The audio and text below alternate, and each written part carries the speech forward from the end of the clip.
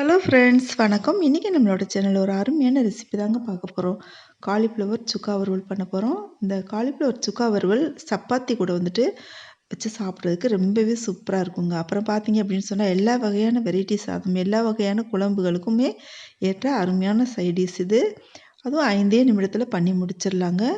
குழந்தைகள்லேருந்து பெரியவங்க வரைக்கும் ரொம்பவே விரும்பி சாப்பிடுவாங்க. இது எப்படி பண்ணுறேன்னு சொல்லிட்டு பார்க்கலாம். வாங்க வீடியோக்குள்ளே போகலாம். இது வரைக்கும் நம்ம சேனலை நீங்கள் சப்ஸ்கிரைப் பண்ணலைன்னா சப்ஸ்கிரைப் பண்ணிக்கோங்க. பெல் ஐக்கானை கிளிக் பண்ணிக்கோங்க. இந்த காலிஃப்ளவர் எப்படி நம்ம சுத்தம் பண்ணுறது அப்படின்னு சொல்லிட்டு நம்ம இன்னொரு வீடியோவில் பார்க்கலாங்க. ஒரு பாத்திரத்தில் தண்ணி ஊற்றிட்டு நான் கழுவிட்டு நான் இங்கே எடுத்து வச்சுருக்கேங்க. இன்னும் கொஞ்சம் தண்ணி சேர்த்துட்டு இப்போ பார்த்தீங்கன்னா ஒரு பாத்திரத்தை அடுப்பில் வச்சுட்டு நம்ம இந்த காலிஃப்ளவரை அதில் சேர்த்துக்கலாம். இது சேர்த்துட்டு அதுக்கு பின்னாடி தாங்க ஆயில் சேர்க்கணும்.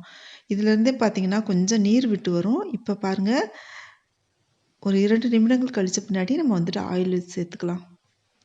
நான் ஒரு 2 ஸ்பூன் அளவுக்கு ஆயில் சேர்த்துருக்கேங்க. இது எண்ணெய் ரொம்ப இழுக்காது.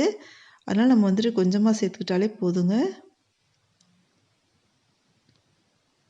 இப்போ கொஞ்சமாக தண்ணி சேர்த்துக்கலாம்ல. உப்பு சேர்த்துக்கலாம். இப்போ உப்பு சேர்த்துட்டு தண்ணி சேர்த்தாலே எல்லாமே கலந்து விட்டுக்கலாங்க. அப்போ தான் அந்த உப்பு எல்லா காய்களுமே சேர்ந்த மாதிரி வரும்.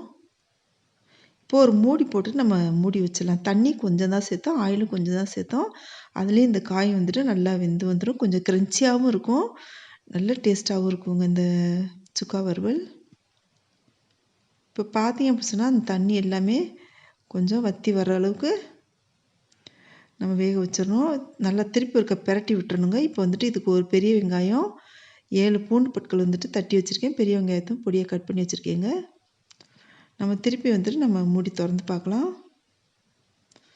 இப்போ இந்த டைமில் தண்ணியெல்லாம் வற்றிடுச்சு. இந்த டைமில் வெங்காயம், பூண்டு இது ரெண்டையும் சேர்த்துக்கலாம். இப்போ 1/2 ஸ்பூன் அளவுக்கு கரம் மசாலா தூள், 1/2 ஸ்பூன் அளவுக்கு மஞ்சள் தூள். இப்போ நான் இதே 1/2 ஸ்பூன் அளவுக்கு மிளகாய் தூள் சேர்த்துருக்கேங்க. அது வீடியோவில் காட்டாமல் விட்டுட்டேன்.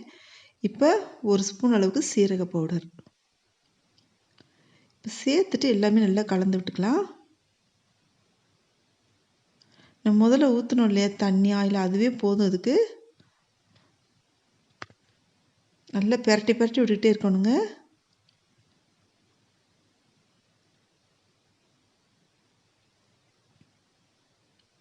இப்போ பிரட்டி விட பார்த்தீங்கன்னா அழகாக அது பார்க்கும்போதே பாருங்கள் அவ்வளோ அருமையாக இருக்கும்.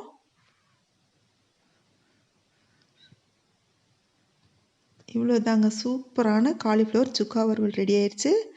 இந்த ரெசிபி உங்களுக்கு பிடிச்சிருந்துச்சுன்னா நம்ம சேனல் இது வரைக்கும் சப்ஸ்கிரைப் இல்லைன்னா சப்ஸ்கிரைப் பண்ணிக்கோங்க. பெல் ஐக்கானை கிளிக் பண்ணிக்கோங்க. ஃப்ரெண்ட்ஸுக்கு ஷேர் பண்ணுங்கள், லைக் பண்ணுங்கள், கமெண்ட் பண்ணுங்கள். மிகவும் நன்றி.